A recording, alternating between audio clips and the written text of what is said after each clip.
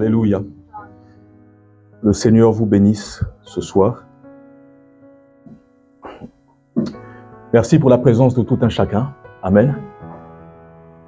Alléluia. Qui est dans la joie ce soir? Amen. Alléluia. Merci Seigneur notre Dieu. À toi la gloire, à toi la louange. Penaël, est-ce que tu connais la... Emmanuel.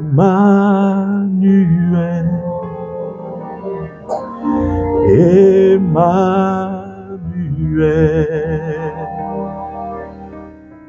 Il entra dans ma vie.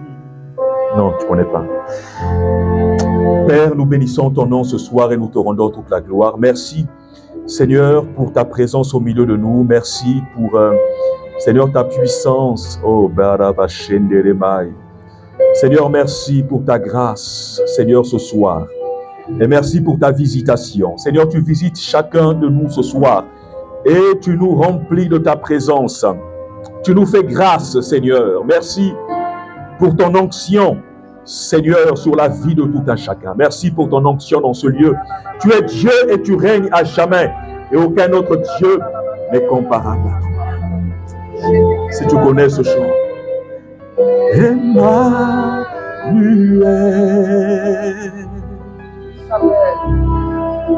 Il s'appelle Emmanuel.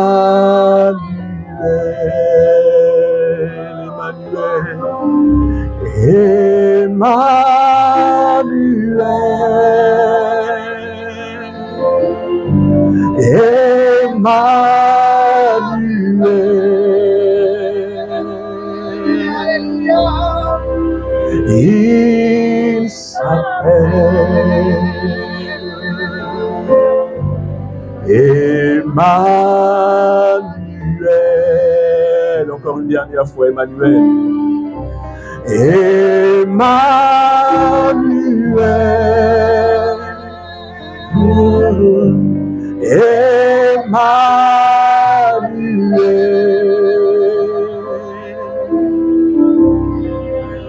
Il s'appelle Emmanuel, Emmanuel, Emmanuel,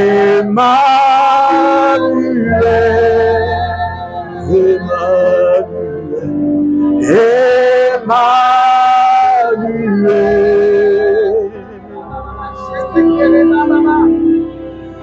Il s'appelle Emmanuel. Arabaya Chantelemai. Tu peux élever la voix si tu parles en langue. Parle en langue ce soir. Alléluia. Sheremai. Sarabaya Chantelemai. Seigneur, merci pour ta pluie qui descend dans ce lieu.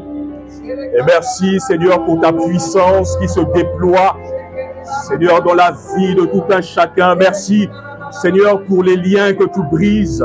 Et merci, Père de gloire, pour toute situation que tu débloques ce soir, pendant que nous sommes en train de t'adorer. Seigneur, nous voyons ton Saint-Esprit être déployé maintenant dans les vies. Nous voyons ta puissance agir maintenant dans les captifs, dans les vies. Seigneur notre Dieu, nous voyons les miracles s'accomplir ce soir parce que tu es Dieu. Tu es le Dieu au-dessus de tous les dieux et tu règnes à jamais. Nul n'est comparable à toi. Tu es le Dieu puissant. Et nous croyons, Seigneur, ce soir en ta sainte présence. Nous croyons dans la victoire que nous avons en ton nom ce soir. Béni soit ton saint nom. Tu règnes à jamais. À jamais, tu es Dieu. Alléluia. Tu seras. Jamais tu seras. L'agneau sur le trône. Sur le trône, je fléchis les genoux, pour t'adorer, toi seul,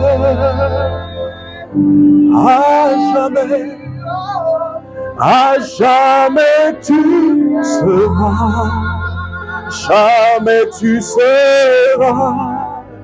L'agneau sur le trône, je fléchis les genoux, pour t'adorer, toi seul. Alléluia, à jamais tu seras. Jamais tu seras l'agneau sur le trône. Oh, je fléchis les genoux, pour t'adorer, toi seul. Alléluia. Alléluia. Saint-Esprit, tu es le bienvenu dans ce lieu. Saint-Esprit, agis encore ce soir dans les vies. Seigneur, nous ne voulons pas repartir tels que nous sommes venus, avec les fardeaux, avec des cœurs découragés, avec des cœurs lourds ce soir, Seigneur. Nous ne voulons pas repartir tels que nous sommes venus. Parce que tu as dit dans ta parole que celui qui s'approche de toi n'est pas dans la confusion. Celui qui se confie en toi n'est pas déçu. Seigneur, ce soir, tu ôtes toute déception dans nos cœurs. Ce soir, tu ranimes la foi de tout un chacun, Seigneur. Ce soir, ô Père de gloire, tu confonds l'adversaire. Ce soir, Seigneur, tu confonds nos pensées qui ne t'honorent pas. Ce soir, Seigneur, tu libères les cœurs de la tristesse. Tu remplis nos cœurs de joie. Tu nous rafraîchis, Seigneur notre Dieu, ce soir.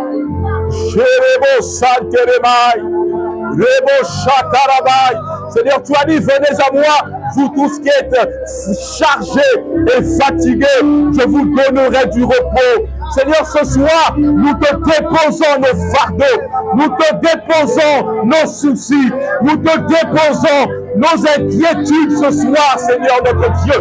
Nous te déposons, Seigneur, tout ce que nous appelons nôtre.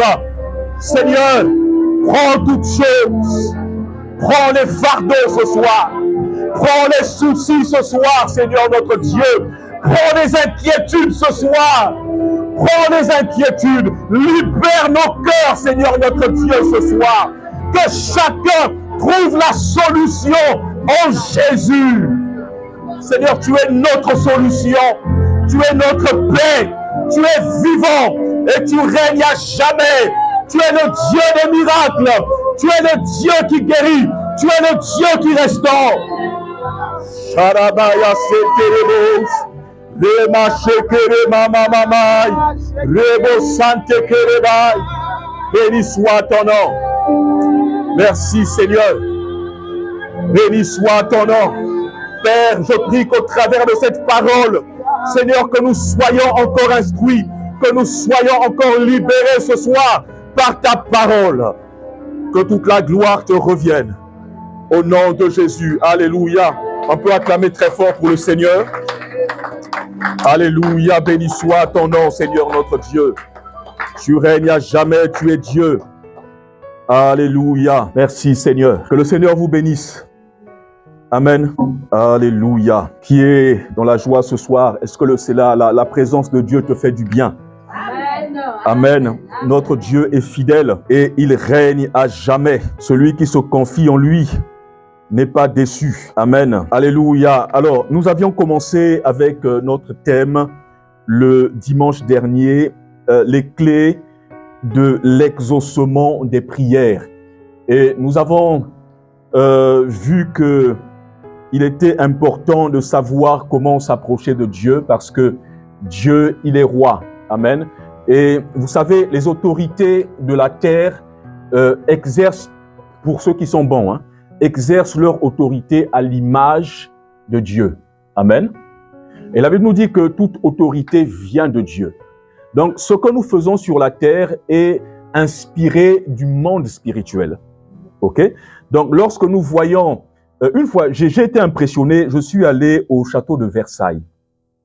Et de loin, j'ai vu comment il y avait de la dorure partout. C'était fabuleux, c'était merveilleux. Amen. C'était merveilleux.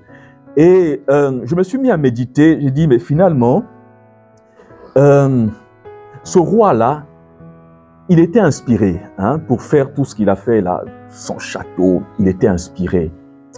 Mais j'ai vu comment c'était beau, je me suis dit, le royaume de Dieu est encore plus beau que ça. Amen. Le royaume de Dieu est encore plus beau. Et donc, les hommes ont la pensée de Dieu, n'est-ce pas? Ils ont la pensée de Dieu, même ceux qui ne croient pas, ils ont quelque chose de Dieu en eux parce qu'ils sont créés à l'image et à la ressemblance de Dieu. Donc parfois, ils pensent comme Dieu, n'est-ce pas? Et Dieu aussi est un artiste. La manière dont Dieu nous a créés, la manière dont il a créé le monde, et on voit la beauté de la nature, on voit la beauté de vraiment, même le ciel est beau. La nuit, quand on voit des étoiles qui scintillent, on voit quelques planètes, c'est très beau. Amen. Et donc, Dieu est le premier artiste. Et Dieu a communiqué cette faculté aux hommes, ce qui fait que les hommes aussi ont la capacité de créer des choses. Ils peuvent créer des belles choses parce que leur Créateur a créé de belles choses. Amen. Et dans le royaume de Dieu, le ciel, tel que c'est décrit dans Apocalypse, quand on décrit la nouvelle Jérusalem, on parle de dorure, on parle de perles, et c'est tellement beau, et les hommes s'en sont inspirés. Et donc, pour s'approcher de Dieu, comme Dieu est roi, de la même manière que nous nous approchons des présidents de la République, avec un présent, parce que tu ne t'approches pas du président les mains vides. Hein? Quand tu t'approches d'un président, il faut au moins quelque chose. Et donc, de la même manière, nous nous approchons de Dieu aussi, n'est-ce pas? Donc, nous suivons un protocole. Comment s'approcher de Dieu? C'est peut-être aujourd'hui qu'on néglige, mais je pense que nos prédécesseurs dans la foi n'ont pas négligé leur rapport avec Dieu. Ils n'ont pas négligé leur manière de s'approcher de Dieu. Amen. Aujourd'hui, on s'approche de Dieu comme si Dieu était pour nous un ami, comme si on ne le considérait pas beaucoup. On ne le considérait pas. Mais en temps normal, quand on s'approche de Dieu, déjà avec notre cœur, on a déjà un cœur qui est disposé. Amen. On a déjà un cœur qui veut vraiment être dans la présence de Dieu. On a un cœur qui est préparé. C'est pourquoi, quelque part dans les Écritures, il est écrit « Prépare-toi à la rencontre de ton Dieu », n'est-ce pas? Donc, normalement, lorsque nous savons que nous devons nous approcher de Dieu, il y a un protocole, il y a une manière de s'approcher de Dieu. Amen. Parce qu'il est Dieu. Donc, il mérite le respect, il mérite la considération. Donc, celui qui s'approche de Dieu avec négligence, il ne peut pas forcément aussi recevoir ce que Dieu est prêt à lui donner. Amen. Parce que lui-même, déjà, il néglige la présence de Dieu. Il néglige sa relation avec Dieu. Amen. Et donc, nous ne devons pas négliger notre relation avec Dieu, notre rapport avec lui, notre manière de nous approcher de lui. Nous ne devons pas négliger cela. Et ce n'est pas le thème de mon message, mais je sens que c'est très important quand même d'en parler. C'est très important. Il y a des habitudes que nous devons avoir. En tant qu'enfants de Dieu, il y a des habitudes que nous devons avoir. Comment nous devons nous approcher de Dieu? Amen. Je dis ces choses, mais je pense que le Saint-Esprit va s'occuper de parler à chaque cœur pour nous montrer, pour nous enseigner comment nous devons nous approcher de Dieu. Vous voyez? Et si ce n'était pas important, Jésus, dans la prière de notre Père, il n'aurait pas dit quand vous priez, dites notre Père qui est aux cieux, que ton nom soit sanctifié. Donc ça, c'est une introduction, n'est-ce pas? Donc il faut que tu considères le Père comme Dieu comme ton Père, amen. Mais que ton nom soit sanctifié, c'est-à-dire il faut que ton nom soit vu comme important, amen. Il faut que ton nom soit vu comme important. Ok? C'est vrai que dans la version Louis II, il est écrit que ton nom soit sanctifié, mais j'avais lu lorsque dans Exode chapitre 15, si je ne me trompe pas, mais dans une autre version, pas Louis II, il y avait le mot sanctifié. Lorsque Dieu disait à Moïse, parce que vous n'avez pas sanctifié mon nom. Il y a une autre version qui disait, c'est parce que vous n'avez pas donné gloire à mon nom. Vous n'avez pas donné de l'importance à mon nom. Vous voyez? Donc, lorsque nous nous approchons de Dieu, il faut que nous puissions considérer que Dieu est important, qu'il est Dieu. Amen. Et c'est pourquoi nous avons vu dernièrement qu'il était important de connaître Dieu. Hein? On ne peut pas totalement le connaître, mais il était important de savoir au moins comment Dieu fonctionnait, comment il était et quels étaient ses attributs. On avait vu que Dieu est amour, Dieu est saint, Dieu est omniscient, Dieu est omniprésent, n'est-ce pas? Dieu parle, Dieu entend, Dieu peut toucher. Vous voyez? À la différence des autres dieux qui ne peuvent pas parler, qui ne peuvent pas entendre, qui ne peuvent pas nous exaucer. Mais Dieu, il est capable. Donc pour nous, c'est un grand Dieu. C'est un grand Dieu. C'est un grand Dieu. Donc approchons-nous de lui, pas avec négligence. Je répète encore cela. Parce que la manière dont nous nous approchons de lui, la manière dont nous le considérons, c'est ce que nous recevons aussi en échange. C'est ce que nous recevons en échange. La manière dont nous voyons Dieu, justement, c'est aussi de la même manière que, voilà, c'est ce que nous recevons aussi. Amen. Donc, c'est très important. Donc, les clés de l'exaucement des prières. Alors, je continue encore. Pendant que je préparais le message, Dieu a mis dans mon cœur de relire avec vous le psaume 115, verset 16. Psaume 115, verset 16, qui dit « Les cieux sont les cieux de l'Éternel, mais il a donné la terre au Fils de l'homme. » Il a donné la terre au Fils de l'homme. Amen. Je répète.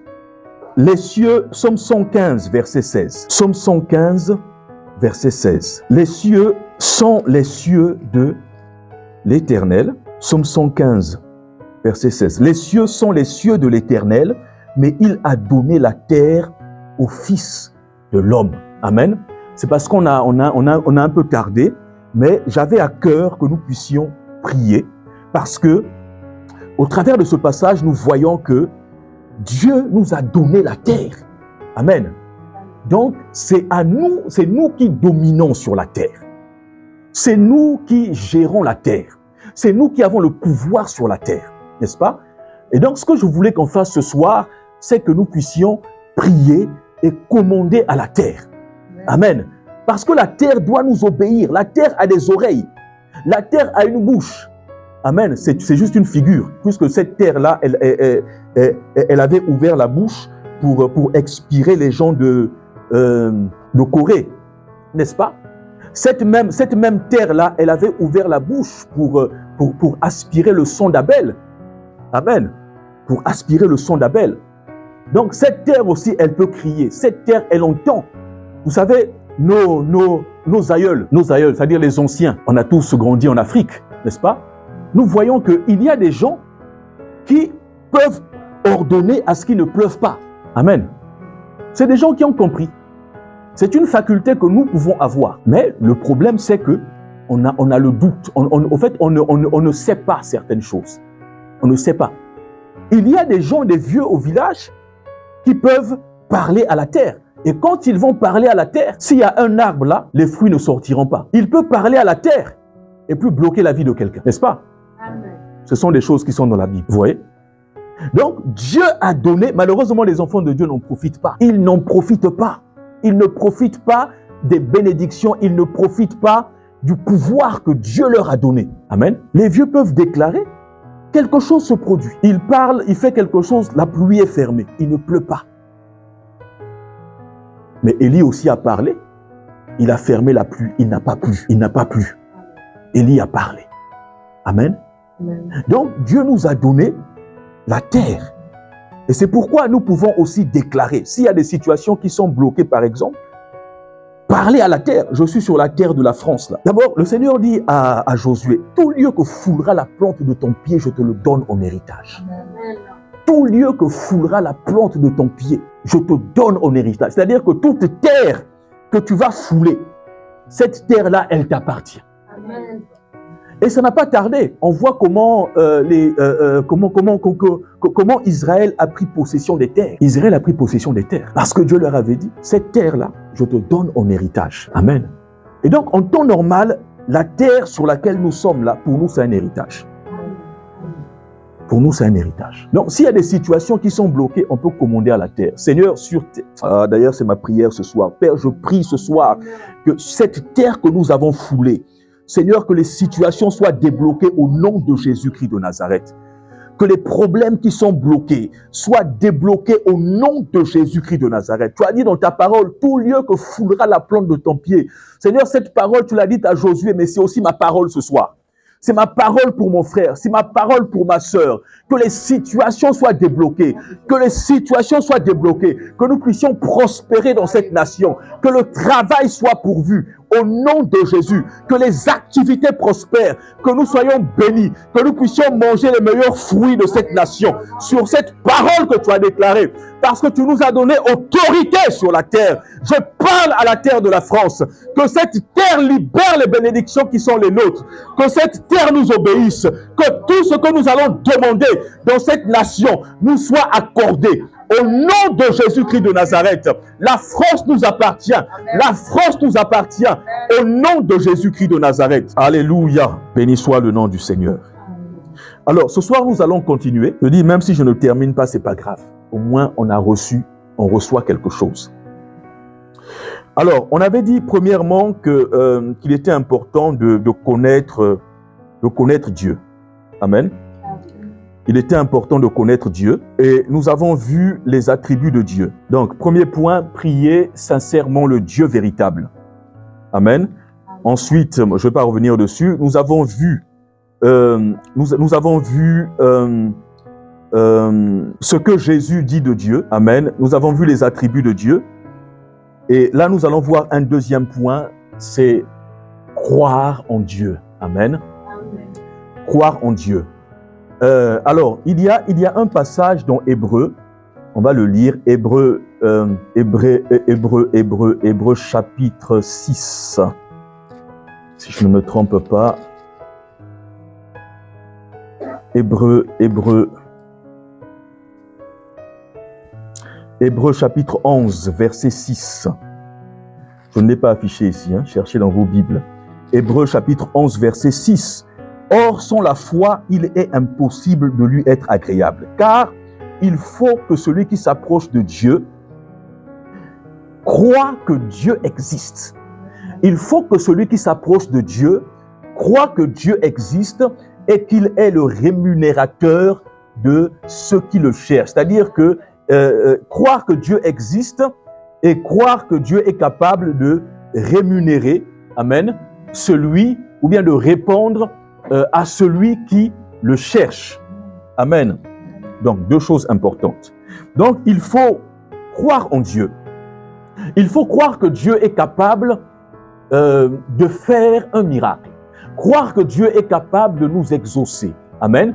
Parce qu'il est infiniment grand. Il n'a pas de limite. Et sa main n'est pas courte pour toucher. Dieu n'est pas limité dans le temps. Nous avons vu que Dieu est omniscient. C'est-à-dire que Dieu, il sait toutes choses, mais il est omniprésent. Il est partout. Il est partout. Amen. Et même dans le séjour des morts, le psalmiste, dans le psaume 119 qu'on a lu, 119, combien? Non, le 139. 139 que nous avons lu dernièrement. Voilà, même dans le séjour des morts, tu y es. Si je dis, je vais prendre l'envol, j'irai ailleurs, même dans les ténèbres, là aussi tu seras. Amen. Et donc, croire que Dieu est capable de nous exaucer ce que nous demandons. Croire que Dieu est suffisamment puissant pour agir. Et il faut avoir cette foi inébranlable, cette foi qui est ferme, pas une foi vacillante pour dire non mais je ne sais pas, est-ce que Dieu est capable? Aujourd'hui je sais, mais demain je ne sais pas, est-ce que Dieu est capable d'agir? Non. Le Seigneur nous encourage à avoir une foi ferme et non une foi vacillante. Amen. Donc, croire que Dieu existe et qu'il est capable de nous répondre lorsque nous lui demandons quelque chose. Amen. Parce que sans la foi, nul ne peut être agréable à Dieu. Amen. Tu ne peux pas t'approcher de Dieu si tu ne crois pas que Dieu existe. Amen. Ça ne sert à rien. Amen. Mais il faut que tu crois qu'il existe. Et donc, c'était le deuxième point, croire en Dieu. Alors, moi, j'ai pris Marc chapitre 11, versets 23 à 24. On va examiner ensemble ce passage. Jésus dit, ayez Marc chapitre 11, versets 23 à 24. Est-ce que tout le monde voit? Bon, j'espère que ça ne vous perturbe pas, le fait qu'on mette l'écran. Ça va? Ok. Donc, on va examiner ce passage ensemble. Jésus dit, ayez foi en Dieu. En fait, le contexte, c'est quoi? Pendant que Jésus était en train de marcher, il a vu un figuier. Mais sur le figuier, je pense qu'il n'y avait pas de fruits, il n'y avait pas de figues.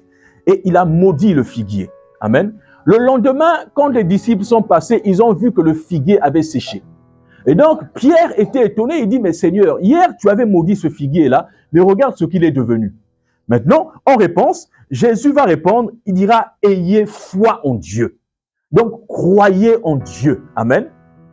Vraiment, au verset 23, vraiment, je vous assure, si quelqu'un dit à cette colline, si quelqu'un parle à cette colline, soulève-toi de là, ça c'est la version semeur que j'ai, dans certaines versions c'est écrit si quelqu'un parle à cette montagne. Donc si quelqu'un parle à cette colline, soulève-toi de là et jette-toi dans la mer, sans douter dans son cœur, mais en croyant que ce qu'il dit va se réaliser. La chose s'accomplira pour lui. Il y a une chose importante dans ce passage. Jésus, vous vous souvenez, il avait parlé au figuier. Il ne s'était même pas concentré pour prier, mais il avait parlé au figuier. Il a juste parlé. Et la chose est arrivée. Il a juste parlé. Soulève-toi de là et jette-toi dans la mer, sans douter dans son cœur. Ah, le doute. Le doute. Ça, c'est notre problème. Le doute. Amen. Amen. Le doute. Alors, douter, c'est avoir une pensée instable, au fait. Ne pas croire dans les convictions qu'on a, n'est-ce pas? Et il nous arrive tous de douter. Et le doute, au fait, c'est une arme que l'ennemi utilise pour ne pas que nous puissions marcher dans la volonté de Dieu. Amen. Il y a toujours ce sentiment de se dire, moi je ne suis pas capable. Ou bien, ce que j'ai entendu, c'est peut-être pas ça. Je suis instable, je suis indécis au fait. Vous voyez? Et le doute, c'est quelque chose que l'ennemi sème dans le cœur des enfants de Dieu. Vous savez, la Bible dit que nous sommes une nation sainte. Nous sommes un sacerdoce royal. Et nous sommes, de par notre nature, nous sommes des enfants de Dieu, des fils et des filles de Dieu. Et Dieu est notre papa. N'est-ce pas? Et donc, nous avons des privilèges. Nous avons la nature de Dieu en nous. N'est-ce pas? Mais qu'est-ce que le diable sème parfois dans notre cœur? Il sème le doute. Il veut nous faire croire le contraire. Il veut nous faire croire que Dieu a dit le contraire. Il nous fait croire que nous sommes des personnes, en réalité, nous n'avons pas de valeur. N'est-ce pas? Nous n'avons pas de valeur. Donc, lorsque le diable se présente à toi, comment il affecte tes pensées? Il te fait croire que les promesses de Dieu ne sont pas pour toi. Et ce que Dieu a dit pour toi, que vous êtes des dieux, le Seigneur dira, je vous répète que vous êtes des dieux. Mais nous sommes des dieux parce que nous avons la nature de Dieu en nous. Mais cette pensée-là, elle fuit dans notre esprit. Parce que le diable nous fait toujours croire le contraire. Amen. Et parfois, la Bible dit que nous sommes la tête et non la queue. Mais dans notre pensée, c'est le contraire. Nous rejetons la pensée de Dieu parce que l'ennemi nous fait croire le contraire. Amen. Nous sommes puissants, mais notre adversaire, il nous fait toujours penser le contraire. Souvenez-vous lorsque le serpent discute avec Ève, il dit, mais Dieu vous a-t-il réellement dit, n'est-ce pas? Et lorsque Ève a entendu ça, ça semait le trouble dans son esprit. Ben, du coup, elle a oublié ce que Dieu avait dit. Elle a été troublée. Amen. Et donc, sans douter dans son cœur. Bien aimé, le doute ne doit plus faire partie de notre ADN. Amen. Parce que le doute bloque la main de Dieu sur nos vies. Mais en croyant que ce qu'il dit va se réaliser, pas ce que Jésus dit, mais ce que toi tu dis, ça va se réaliser. Si tu crois dans la parole que tu as sortie dans ta bouche, ça va se réaliser. Donc, Dieu agit en fonction de ta parole.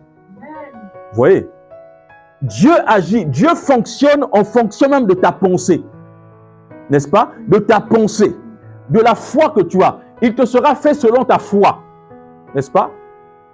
Il te sera fait selon ta foi. Ce que tu déclares là, si tu crois dans ce que tu as déclaré, si tu crois, tout être humain, si tu crois dans ce que tu as sorti dans ta bouche, tu crois que ça va s'accomplir, Dieu va agir sur ta parole.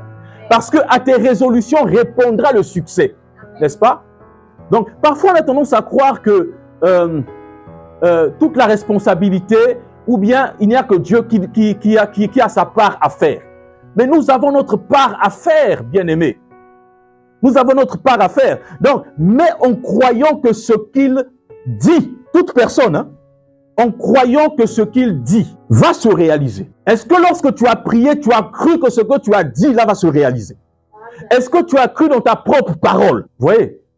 Est-ce que tu as cru dans ta propre parole? Et ça, c'est une partie importante que je voulais qu'on aborde. Vous savez, parfois, il ne suffit pas de faire des longs discours. Mais une seule parole peut changer une personne. Donc, faisons attention à nos paroles. Ayons foi dans nos paroles. Soyons sûrs de ce que nous disons. Ayons foi dans nos paroles. Amen. Ne soyons pas indécis. Ne soyons pas des personnes qui manquent d'assurance. C'est pourquoi, vous savez, le monde a compris ça. Quand on enseigne aux gens le leadership ou bien encore l'estime de soi, nous, l'Église, on a tendance à se moquer en disant « mais ça ne vient pas de Dieu. » Non, nous, on veut seulement... C'est-à-dire, on est trop modeste. Moi, je veux seulement croire en Dieu. Je veux seulement compter sur Dieu. Mais malheureusement, tu ne crois pas en toi-même. Comment veux-tu que Dieu t'exauce si toi-même tu marches toujours dans le doute, si toi-même tu es indécis? Amen.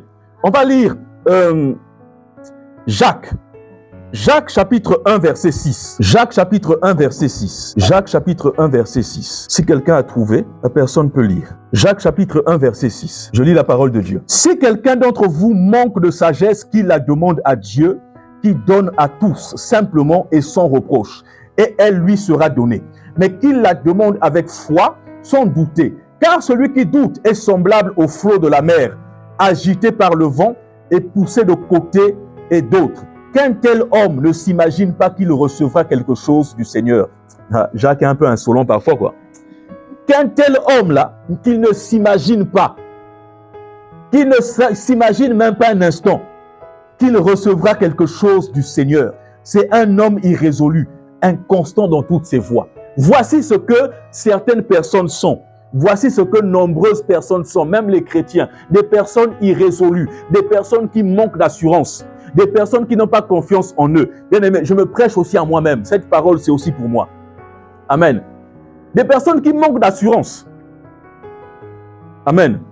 Et donc, quand on a cette nature-là, je vous assure qu'on va passer à côté de beaucoup de bénédictions. Parfois même quand les portes déjà te sont ouvertes, mais tu ne veux pas rentrer dans Canaan. Les portes sont déjà ouvertes. Dieu t'a déjà tout donné, mais tu ne veux pas rentrer parce que tu es animé par le doute. Tu es une personne instable. Tu es une personne, tu es indécis.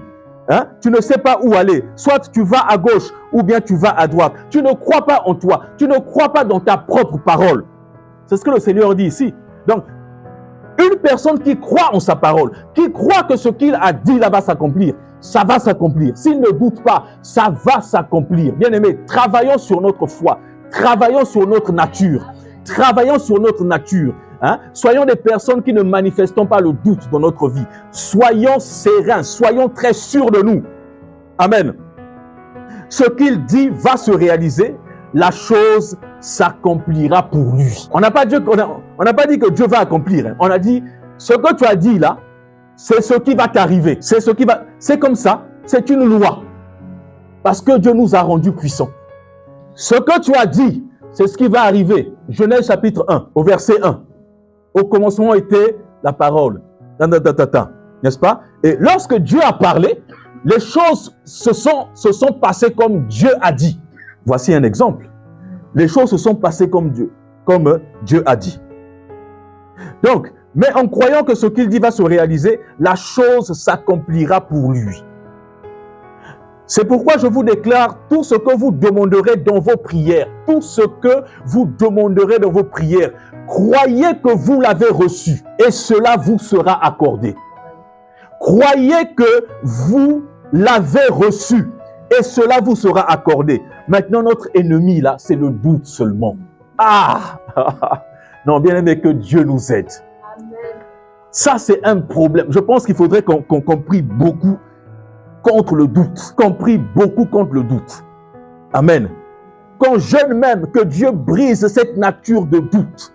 Que Dieu brise ça, que Dieu nous aide. Parce que ça, c'est un gros problème. C'est un gros problème. Croyez que vous l'avez reçu et cela vous sera accordé. Amen. Notez bien ce passage-là. Comme ça, à la maison, chacun va méditer parce que c'est très important. Il faudrait qu'on s'examine nous-mêmes. Est-ce que moi, je suis quelqu'un qui doute beaucoup? Est-ce que je suis quelqu'un qui doute beaucoup? Alors, si je suis quelqu'un qui doute beaucoup, là, bien aimé, ça, c'est mon sujet de prière. Que le Seigneur m'aide vraiment à éloigner le doute de mon cœur. Le Seigneur est clair ici. Tout ce que vous demanderez dans vos prières, tout ce que vous demanderez dans vos prières, croyez que vous l'avez reçu et cela vous sera accordé. Bien-aimés, nous devons marcher par la foi et non par la vue. Toute œuvre se bâtit par la foi. Amen. Même les grands scientifiques là, qui ont inventé les téléphones portables, bien-aimés, ils ont été sûrs d'eux. Il y a eu des temps d'échec, mais ils n'ont pas douté. Ils n'ont pas douté. Elon Musk, j'ai appris qu'il a encore envoyé une fusée. Et arrivé en haut là-bas, la fusée, il y a eu un petit problème. Ils ont fait exploser la fusée.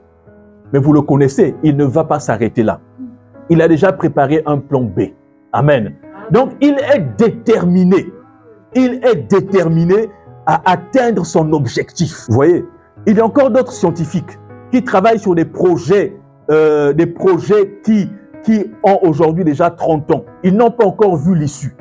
Mais ces personnes-là n'ont aucun doute que ça va fonctionner. Mais parce qu'ils n'ont aucun doute que ça va fonctionner, donc cela les pousse à aller jusqu'au bout. Parce que le doute te limite. Le doute te bloque. Mais lorsque tu es déterminé, tu vas jusqu'au bout de tes idées. C'est ce que la Bible appelle la persévérance. Alléluia. Je continue. Donc, croire en Dieu. Ça, c'était le deuxième point. Le troisième point, c'est la générosité ou la pratique des bonnes œuvres. Amen.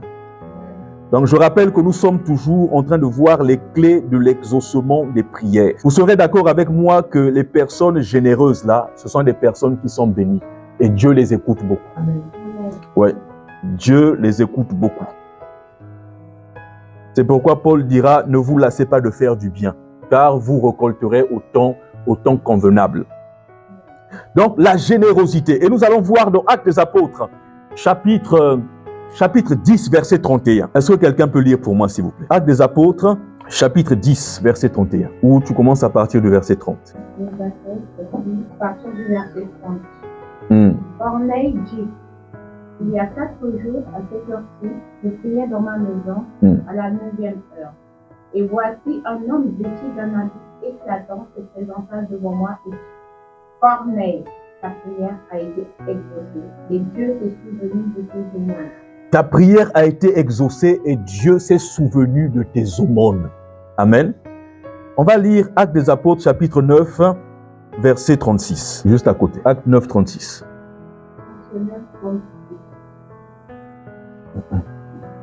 Il y avait à Joppé, parmi les disciples, une femme nommée Tabitha, ce qui signifie Dorcas. Elle faisait beaucoup de bonnes œuvres et d'aumônes. Elle tomba malade en ce temps-là et mourut. Non, tu peux t'arrêter là parce qu'on connaît tous l'histoire de Dorcas qui a été ressuscitée par Pierre. Vous voyez que ce que le Seigneur met en avant, n'est-ce pas, c'est le fait qu'elle faisait beaucoup d'aumônes. Vous voyez? Pourtant, on aurait pu s'en passer, hein? On aurait pu s'en passer, mais à 2 reprises, il y a le fait qu'on la présente comme celle qui faisait beaucoup d'aumônes. Et lorsque Pierre va rencontrer les veuves vont présenter à Pierre les vêtements que Dorcas faisait. Amen. Et donc, ces œuvres-là ont plaidé en sa faveur devant Dieu. Amen. Ces œuvres ont plaidé en la faveur de Dorcas, comme la générosité de l'autre, comment on l'appelle, de Corneille, a plaidé aussi en sa faveur, parce que ce que les Écritures nous présentent, c'est le fait que Corneille, il faisait beaucoup d'aumônes, c'est-à-dire qu'il subvenait aux besoins des pauvres. Amen. Et nous voyons la conséquence. Pour Dorcas, Pierre arrive et Dorcas est ressuscité. Mais ce que les Écritures nous présentent, c'est ce côté-là, sa générosité. Amen. Et donc, la générosité de Dorcas a plaidé en sa faveur. On va encore lire Ésaïe 38, verset 3. Ésaïe 38, verset 3. C'est la prière d'Ézéchias, le roi Ézéchias.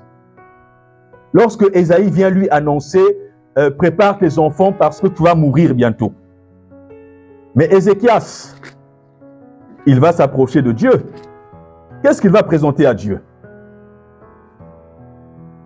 Ézéchias tourna son visage contre le mur et fit cette prière à l'Éternel. « Ô Éternel, souviens-toi que j'ai marché devant ta face avec fidélité et intégrité de cœur, et que j'ai fait ce qui est bien à tes yeux. » Alléluia. Et Ézéchias répondit d'abondantes larmes. Puis la parole de l'Éternel fut adressée à Ésaïe en ces mots. « Va et dis à Ézéchias, ainsi parle l'Éternel, le Dieu de David, ton père. J'ai entendu ta prière, j'ai vu tes larmes. Voici, j'ajouterai à tes jours 15 années. » Nous voyons toujours qu'il y a cet aspect-là. Au début du message, je parlais de comment nous devons nous approcher de Dieu. Vous voyez, ces personnes-là s'approchent de Dieu avec quelque chose, viennent présenter à Dieu quelque chose.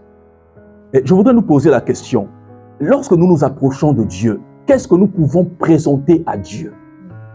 Qu'est-ce que nous pouvons présenter à Dieu pour plaider notre cause? Amen. C'est vrai que nous demandons à Dieu, Seigneur, donne-moi ceci. Mais quel argument je peux donner à Dieu pour lui permettre de me bénir? Amen. Ou bien d'exaucer à ma prière. C'est pourquoi, bien aimés, faisons très attention. Pratiquons aussi les bonnes œuvres. Comme ça, dans le temps de la détresse, je peux aller vers le Seigneur, dire, Seigneur, souviens-toi de moi. Mais Dieu qui voit nos actions, amen, Dieu qui voit nos actions, bien aimé, il nous récompense. Amen. Amen. Parce que nos actions plaident pour nous. Les actions que nous posons, l'aide que nous apportons aux autres, aux pauvres, aux veuves et aux orphelins. Et la Bible insiste d'ailleurs sur les pauvres, sur les veuves et sur les orphelins. Ceux qui prennent soin des pauvres, des veuves et des orphelins ne manqueront de rien.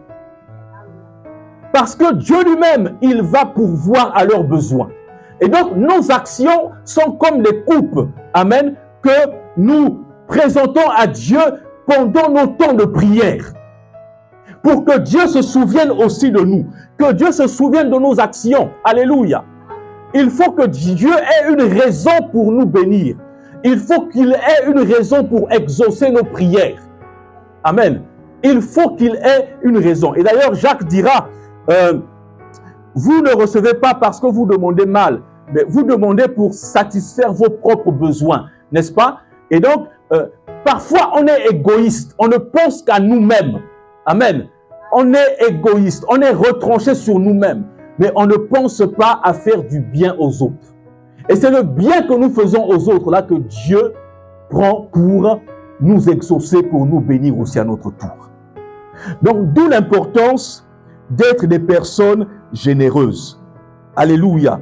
Donc, je me répète encore, rappelez-vous que nous nous présentons devant Dieu, pas les mains vides. Quand je parle des mains, je ne parle pas forcément de quelque chose de visible.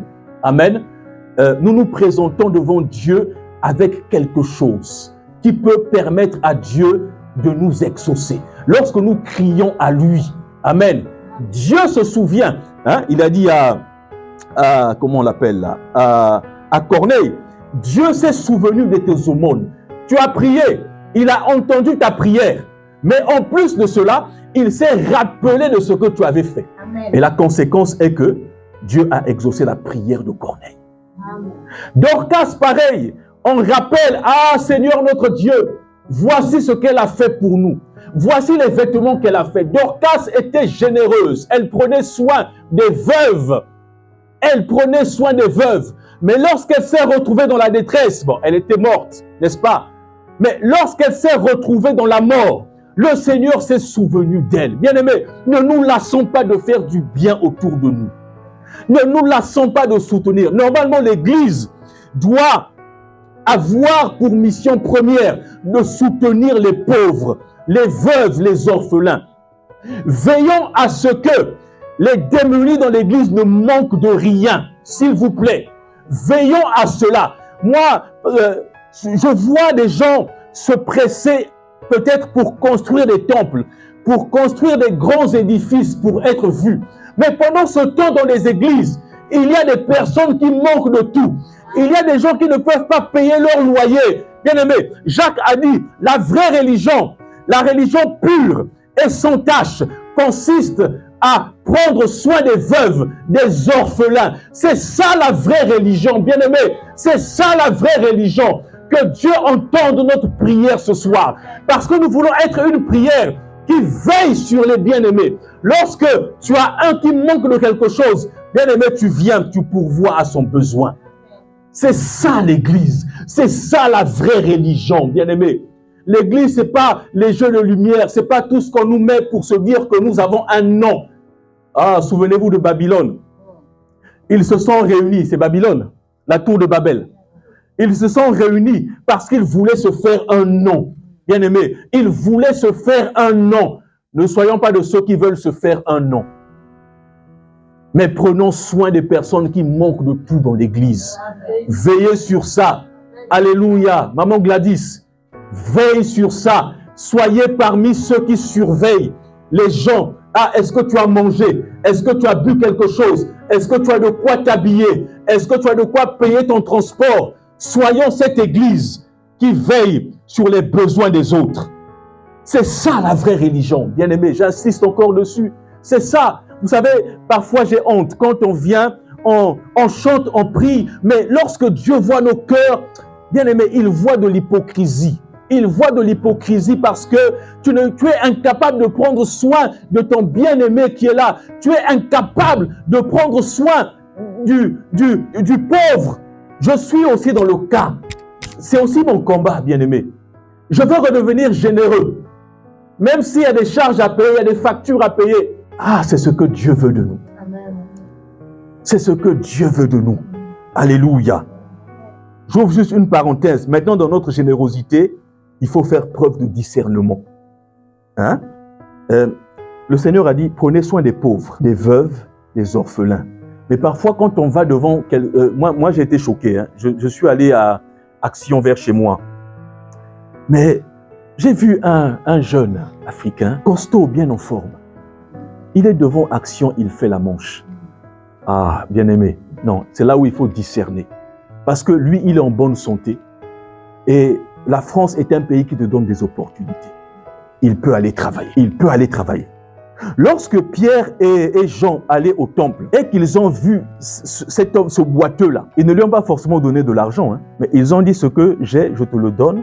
Je n'ai ni or ni argent, ce que j'ai, je te le donne. Lève-toi et marche. Lève-toi et marche. Donc notre générosité ne doit pas seulement consister à donner de l'argent à n'importe qui. Il y a des gens qui ont besoin d'autre chose que l'argent. Parce que moi, je ne peux pas accepter qu'un bon gaillard, hein, un bon gaillard dans ce pays-là, tu es devant Action, mais tu es en train de faire la manche au lieu d'aller travailler. C'est là où on a besoin de discernement. Et on en voit des gens comme ça nombreux. Moi, quand je circule sur le périphérique, je vois des Africains aussi qui demandent de l'argent. Mais, bien aimé, dans tout ça, il faut aussi connaître la vie spirituelle de la personne. Je peux vous dire qu'on ne donne pas aussi son argent à n'importe qui. Vous voyez, il y a des gens, le monde est méchant. Hein? C'est pourquoi j'insiste, c'est les pauvres, les veuves et les orphelins. N'est-ce pas? Ce n'est pas des gens qui sont pleins de vie et tout ça. Non, non, non, il faut discerner, il faut bien comprendre la parole de Dieu. Vous voyez? Je me souviens, ça c'est le dernier exemple que je prends. Je suis allé me coiffer. C'était la veille de mon mariage. Je vais au salon de coiffure à Château d'Eau. Et après m'être coiffé, j'étais avec mon témoin de mariage, le prophète Oscar. À la fin, on se dirige vers la caisse pour payer. Le gars qui est censé nous encaisser, je lui donne 20 €. Lui, il dit, il ne prend pas. Ah! Je dis, mais pourquoi tu ne prends pas les 20 € qu'on te donne? Il dit, moi, je ne prends pas votre argent. Pourtant, quand dans les salons de coiffure, ce qui les arrange, c'est les espèces. Parce que si on paye par carte bleue, ça laisse des traces. Vous êtes d'accord avec moi qu'il ne refuse pas les espèces? Mais ce gars-là, il a refusé les espèces. Nous, on a dit, on ne te paye pas aussi par un autre moyen. Lui aussi, il dit, moi, je ne prends pas votre argent. On lui tend l'argent, il ne prend pas. Il a commencé à se fâcher. Il se déplace. On le suit, on lui dit, tu prends l'argent. Lui, il ne prend pas. Bien aimé, il sait pourquoi. Il sait pourquoi. Donc, pour les jeunes, hein, faisons très attention. Ce n'est pas parce qu'on a dit qu'il faut être généreux que tu dois prendre ton argent, donner à n'importe qui. Parce que le monde est méchant. Le monde est méchant. Donc, faisons preuve de discernement dans notre générosité. Faisons preuve de discernement. Alléluia. Donc ça, c'était très important à préciser. Alors, qu'est-ce que je fais? Je termine par là. Amen. Je termine par là. Donc, dimanche prochain, on va continuer. Est-ce que ça vous a fait du bien? Amen. Parce que moi aussi, j'ai besoin d'être encouragé. Amen. Hein, comme les gens disent au pays, dis Amen, après je parle encore. Hein? Dis Amen, après je parle encore. Bon, non, là, je vais m'arrêter là. Je vais m'arrêter parce que je crois que la parole de Dieu, elle est puissante. Amen. Et je suis convaincu d'avoir été inspiré ce soir par le Saint-Esprit.